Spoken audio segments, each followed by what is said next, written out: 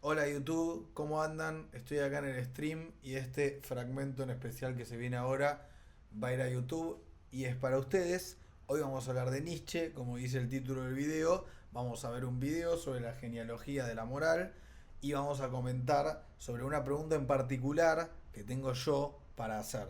Pero antes de la pregunta, vamos con el video. Es un video de 5 minutitos, lo vamos a ver y lo vamos a ir comentando y lo vamos a usar como disparador. Pongo play.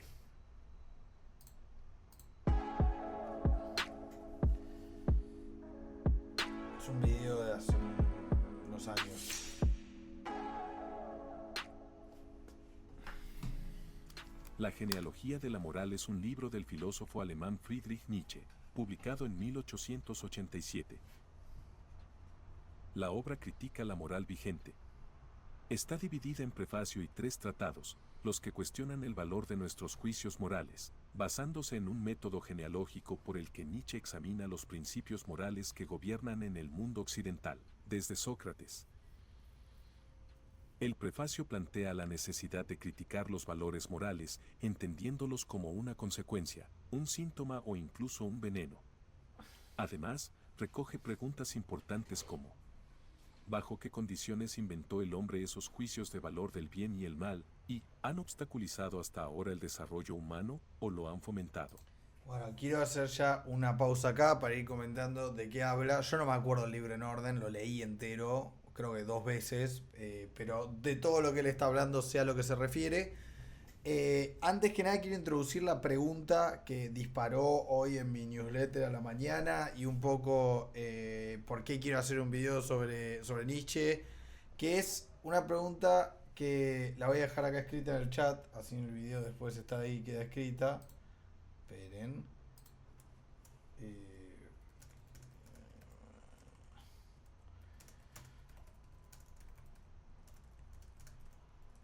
Ahí está. Dicho mal y pronto, ¿por qué un animal no estaría a gusto con el mundo que lo rodea? ¿No? Es un poco la pregunta que quiero que quede como un hilo conductor. Antes de llegar a esa pregunta, cuando habla acá el video de que Nietzsche está hablando de si los valores presentes obstaculizan o no el desarrollo del hombre, él trata de correrse de las categorías morales del bien y del mal. Él le gusta hablar de cosas que afirman o niegan la vida. Y él define a la vida con un axioma que él tiene que se llama la voluntad de poder. Y él dice que la vida, o como él la entiende a nivel sustancia, a nivel como ontológico, la vida siempre quiere más. De hecho, en un momento está criticando a Darwin y él dice que la supervivencia es una consecuencia colateral de la dominación. Él dice, el animal que apunta a sobrevivir es un virgo. O sea, para él la vida, como él la entiende, es golosa, es glotona, consume otras cosas, consume cosas más débiles, se las come, las acapara, quiere todo para ella. La vida es como una suerte de voluntad. De hecho, su filosofía se llama vitalismo, la de Nietzsche. Como una suerte de fuerza imposible de frenar que se quiere comer todo. Hay reminiscencias de Hegel ahí también, bueno, se hablará en un video aparte de Hegel. Pero esta vida que se quiere comer todo es como el motor que lleva la evolución hacia adelante, ¿no? Entonces, el segmento de la historia y de la sociedad que Nietzsche asocia a la aplicación de esta voluntad de poder mediada por la cultura y por el lenguaje y todo, porque lo hacen desde las plantas hasta los animales, hasta los humanos. Es la aristocracia, es decir, los guerreros, la vieja aristocracia guerrera que te cagaba a trompadas y si no te cagaba a trompadas lo cagabas a trompadas vos y el que ganaba, ganaba porque y era bueno. Ahora sí usamos los términos morales, bien o mal, ahora en el video vamos a hablar de esos términos, pero lo anticipo, bien o mal llega o llegaba en ese esquema de valores cuando alguien ganaba. Soy bueno porque gané y vos sos malo porque sos débil. Ese no es el sistema de moral que él ve en su contemporaneidad en el siglo XIX. Él ve otro sistema, que es posterior a lo que él llama la revolución de los esclavos. Y por eso se hace la pregunta del video y en el prefacio de si que un sistema de valor puede obstaculizar o promover el desarrollo humano, y por desarrollo no crean por un segundo que Nietzsche es progre, se está refiriendo a algo muy distinto, lo está pensando como algo biológico. En un momento creo que usa la frase el crecimiento de la planta hombre. Él lo ve como si fuéramos una planta buscando el sol, intentando crecer, y se está refiriendo a un crecimiento en ese sentido, no un crecimiento de incluir más gente, de ser más justo, redistribuir todo eso que en el siglo XIX es la Comuna de París y el socialismo y la Revolución Francesa. Todo eso lo ve como un retroceso, no como un avance. Ya vamos a llegar ahí. Pero bueno, seguimos con el video. Si lo freno mucho me avisan. Primer tratado, bueno y malvado, bueno y malo. El análisis etimológico de Nietzsche encuentra que el concepto bueno, en varias lenguas, remite a las propiedades de aquello que es considerado noble, mientras que malo alude a lo vulgar, a lo plebeyo. Desde su perspectiva, en la historia de Occidente se ha dado una transvaloración. Lo que antes se consideraba bueno, se estima como lo malvado, mientras que lo malo se ha transformado en lo bueno. El tratado contrasta. Bueno, esto que dice recién es un poco lo que hablábamos recién. Primero y principal, Nietzsche es un filólogo, o sea, él estudia la historia del lenguaje y él rastrea la palabra bueno y malo, y ve que hay un cambio. En el original, en el libro, hay términos en alemán, anglosajones, no me acuerdo la cual es cuál. Pero bueno, rastreando la historia de los términos, él ve un poco esto que les contaba, que también se los contaba porque lo leía él, no es que, no es que él me estaba citando a mí. Eh, que lo bueno era lo noble, lo que ganó, lo fuerte, y lo malo era malo en un sentido medio, no malo de estoy ensañado con vos, malo en un sentido incluso hasta displicente, despreciante, malo como grasa, malo, no malo villano, malo de insignificante. Eh, Ese es el sistema anterior. Y lo que dice Nietzsche es que en el sistema actual, post trasvaloración, hoy en día lo malo, que ahora es malvado, que no es lo mismo, se trasvaloró. Hoy en día es el fuerte, el violento, el que irrumpe el orden burgués civilizatorio que armamos con su violencia, que para él es una fuerza vitalista, y que no se puede frenar. Pero bueno, ya vamos a llegar a eso. Seguimos. Que lo malo se ha transformado en lo bueno. El tratado contrasta lo que Nietzsche denomina moral de amo y moral de esclavo. La primera valora el orgullo, la fortaleza y la nobleza, mientras que la segunda concede valor al servicio, la paciencia y la compasión, características propias del cristianismo. La moral del amo fue desarrollada por los fuertes, que veían su propia felicidad como buena y la denominaban así. Ellos veían a los débiles, insanos y esclavos como malos, ya que promover su debilidad y mansedumbre resultaba indeseable. Por el contrario, los esclavos, al estar en condición de subalternos, consideraban a los amos malos, y se llamaban a sí mismos buenos, por contraste y como reacción a la opresión. Segundo tratado, culpa, bueno, mala conciencia. Esto de considerar el malo, o sea, que el malo, o sea, que el débil considera al fuerte malo y a él bueno, cuando se da lo que Nietzsche llama la revolución de esclavos, que no está muy probado esto, estoy casi seguro que es así. Yo siempre sentí que está hablando de la revolución de los judíos en Sinaí, en Egipto, como la gran primer revolución documentada, que lo que le parece distinto a él de otras revoluciones más, entre aristócratas, para que no eran revoluciones, cambios de mando entre aristócratas yendo para la oscuridad de la historia hasta el anochecer de la psiquis humana y la vuelta al bosque, es un poco que esta vez es distinto, porque la revolución de los esclavos no es que un grupo de nobles toma el mando y se afirman como buenos. Cuando los esclavos hacen su revolución, en vez de afirmarse ellos mismos en su poder, en su voluntad de poder, lo que hacen es, cuando ganan, negar el privilegio de los nobles. que si se acuerdan, cuando Nietzsche trata de definir las cosas no en términos morales de bueno o malo, sino en cosas que afirman o niegan la vida, para Nietzsche el gran crimen, el gran problema, lo que realmente obstaculiza el desarrollo humano es, para decirlo de alguna manera, cuando hay una revolución y quieren igualar para abajo. Si para Nietzsche esa voluntad vitalista, glotona, aria, guerrera es lo que el driver de la evolución, que un grupo de esclavos hagan una revolución, ganen y el sistema que instauren es no gané, ahora yo soy el fuerte, me voy a coger a todos, sino gané, nadie más es fuerte, voy a negar tu privilegio, te voy a usar mi poder para negar tu privilegio, para igualar todo, para redistribuir. Bueno, es la contracara del mito civilizatorio, con el cual, digo, yo en este punto no estoy de acuerdo con Nietzsche. O sea, no sé si con usted está de acuerdo o no. Yo no lo veo como algo tan grave, yo lo veo como algo bueno. Yo creo que la contracara de todo esto que les estoy contando es el Leviatán de Hobbes, es el pasado, el pase de la guerra del todos contra todos a un montón de sistemas y órdenes políticos cada vez más plurales y más grandes en escala, y donde esta ética guerrera tampoco se podía sostener, iba a terminar siendo una banda de warlords gobernando como pasa hoy en lugares de mierda donde se gobierna con la violencia. Pero bueno, igual el pensamiento de Nietzsche es más sofisticado que esto.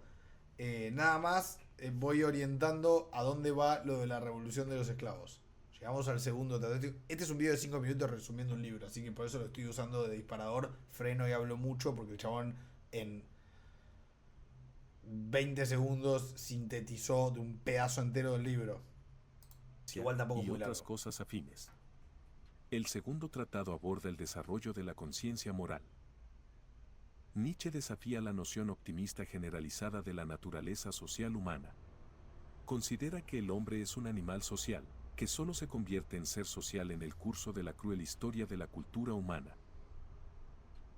El autor rastrea los orígenes de los conceptos culpa y castigo, evidenciando que inicialmente no se basaban en ningún sentido de transgresión moral. Así, la culpa significaba simplemente que se tenía una deuda, y el castigo era una forma de asegurar el pago.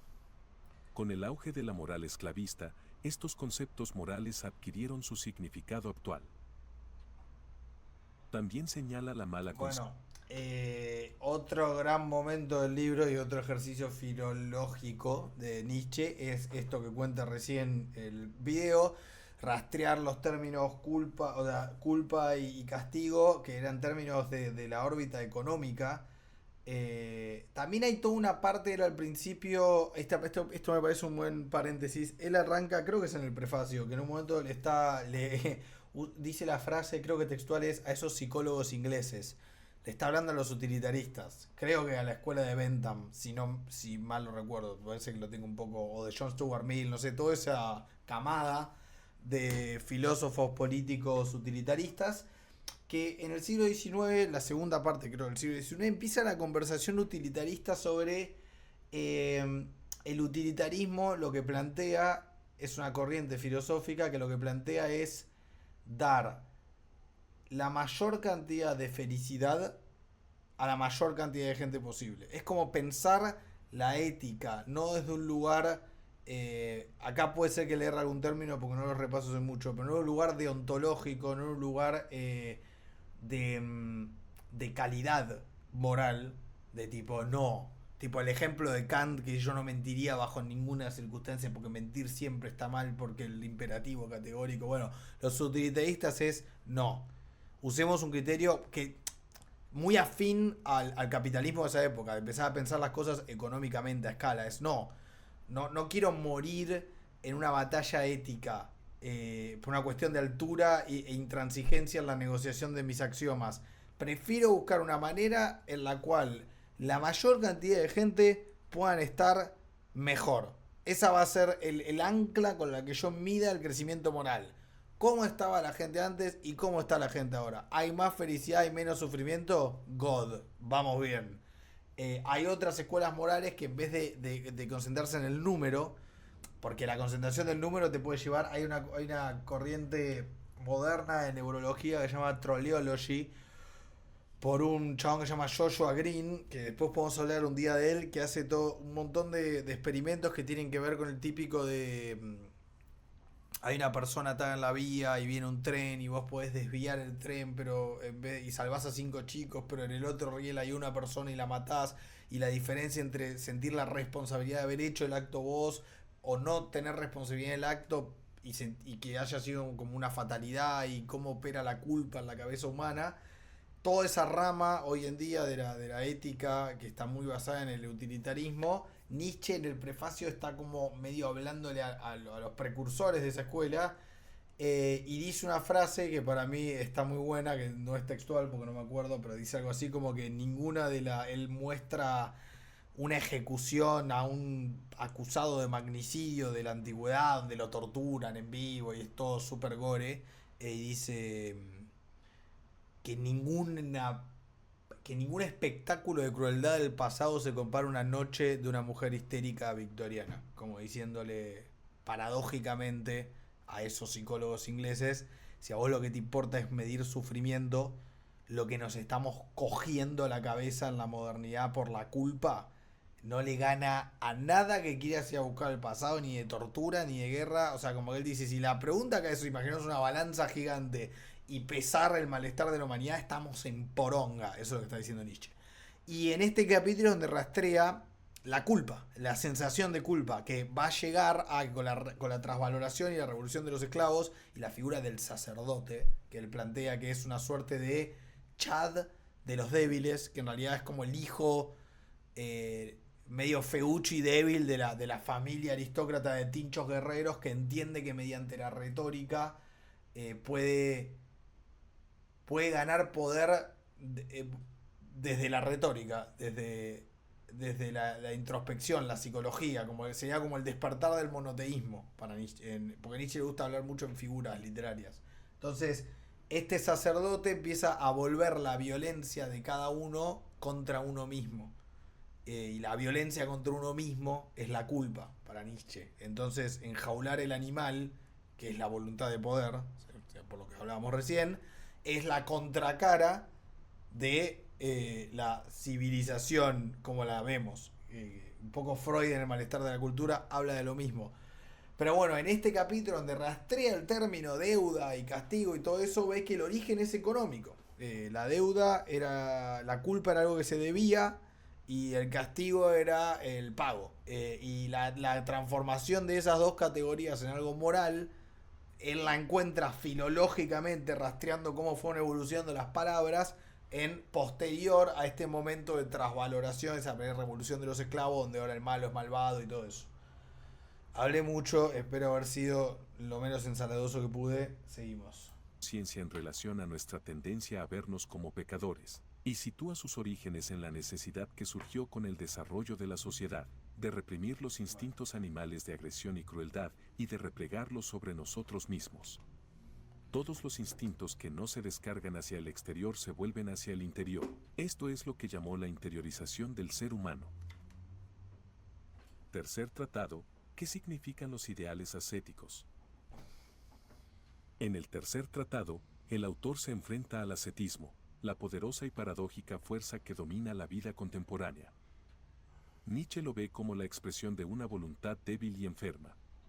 Aquellos que encuentran la lucha de la vida demasiado dura, se vuelven contra esta y la consideran censurable. Es un poco la pregunta que puse acá en el chat: ¿qué tipo de animal no estaría a gusto con el mundo que lo rodea? Es un poco lo que está diciendo acá. El animal débil, el que le queda muy cuesta arriba. Además, ve a la mayoría de la humanidad como enferma, y ve a los sacerdotes como médicos, que a su vez están enfermos. Incapaz de hacer frente a su lucha contra sí misma, la voluntad enferma ve sus instintos animales, su naturaleza terrenal, como algo vil, pecaminoso y horrible. Incapaz de liberarse de estos instintos, intenta someterse y domesticarse en la medida de lo posible. Nos condenamos como pecadores y nos castigamos de forma masoquista. La ciencia y la erudición no son alternativas a los ideales ascéticos de la religión. Simplemente sustituyen el culto a Dios por el culto a la verdad. Un espíritu sano debe cuestionar el valor de la verdad. concluye que, aunque los ideales ascéticos dirigen la voluntad contra la vida, siguen constituyendo un poderoso ejercicio de la voluntad. El hombre prefiere querer la nada a no querer. Bueno, ahí termina el video, que no nos sirve de disparador. Para esto que quería... quiero ver cuánto vamos. Vamos 20 minutos. Bueno, voy a hacer 10 minutitos más, que no quiero que me quede muy largo el video. Si el algoritmo no me lo castiga. Bueno, básicamente, con esto que veíamos recién y lo que fui interrumpiendo para contar, a mí lo que me parece interesante de la genealogía de la moral y de la pregunta esta que tengo que medio me apropié y formulé yo es lo insólito que parece para Nietzsche la idea de sacrificar la vida como la conocemos, la vida esta, por una vida que es una ficción, o sea, no lo es, para el que lo cree, digamos, pero digo, es un ejercicio ya desde la filosofía de Platón y toda la escuela Platón, Descartes, Kant, todos los idealistas, está esta idea que a Nietzsche le parece muy desagradable del idealismo en filosofía, que es esta idea de que el mundo sensible, el de los sentidos, es una versión degradada o imperfecta de otro plano más puro. Esa idea, que es una idea muy presente en muchas filosofías, le parece la idea de un animal enfermo, de un animal débil, de alguien que es como ponerle voz al... Si vos fueras a ver un grupito de animales y tenés tipo al alfa cagándose de risa y cogiéndose a todos, y al otro que está con el peor territorio ahí todo tipo raquítico y ansioso, diría tipo, bueno, estamos viendo, tipo, vivimos en la filosofía de ese, del que está ahí en el rincón. Se juntaron varios e instalaron esto, desde el resentimiento. Para él la naturaleza es aristocrática. Él dice que hay que respetar el pathos de la distancia. Porque para él, y tiene algo de sentido en cómo funciona la selección natural, pero igual estos cruces entre la filosofía y la biología son muy de su siglo y hoy en día ya no son tan aceptados por las ciencias duras. Pero está bueno para evocar un planteo. La naturaleza funciona de una manera aristocrática. La naturaleza tira muchas opciones, aprieta la tuerca, y las que es como los juegos del hambre, tipo la que sobrevive dice, bueno, bien, vení, vas a tener hijos. Y va como cagándose en la mayoría, en cada generación. Y así se queda con lo más fuerte. De hecho, otra cosa que a Nietzsche le parece interesante es que que es un axioma que se volvió meme ya, que los tiempos... Hace poco Elon Musk tuiteó de esto, que los tiempos duros generan hombres fuertes. Los hombres fuertes tienen hijos que después son débiles, porque viven en tiempos de paz y se achanchan. La gente débil, la generación débil genera problemas que llevan a una crisis, porque son boludos y la cagan, porque estaban cómodos, y las crisis generan hombres fuertes de nuevo. Es un ciclo histórico. Y un poco...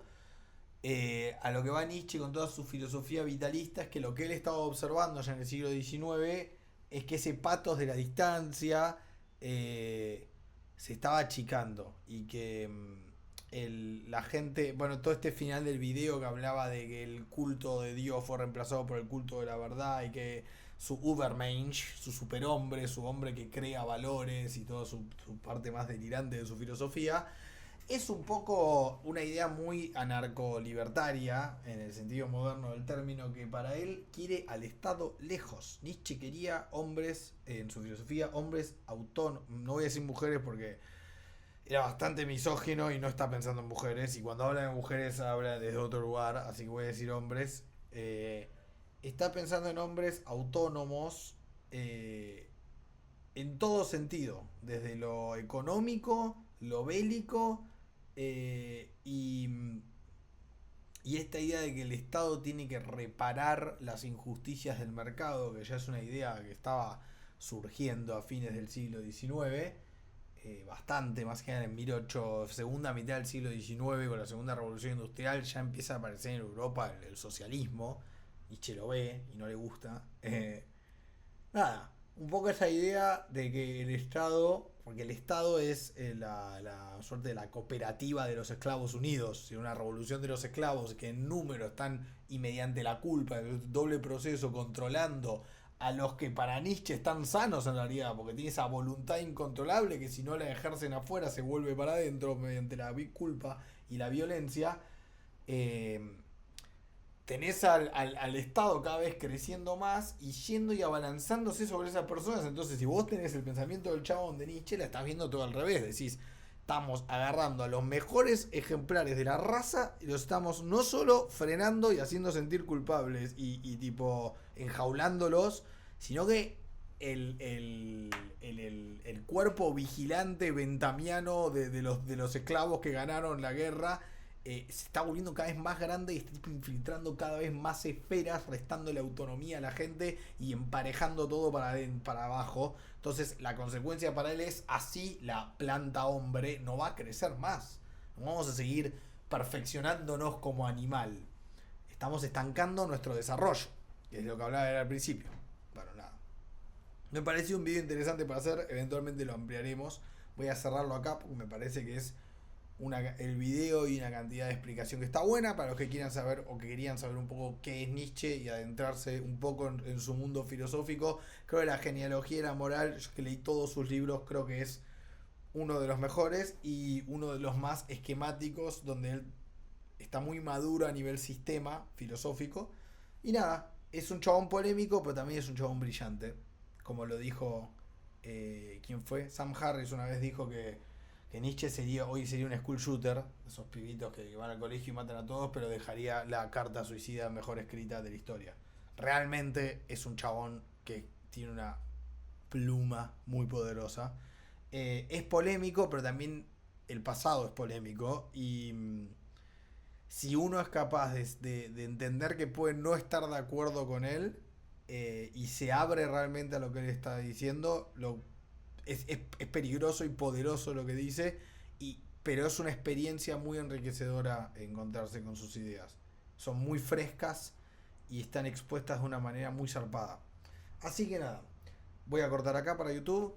Chao YouTube, espero que les haya gustado el video. Déjenme el like, dejen una caricia al canal y bueno, esperen más de esto. Nos vemos la próxima.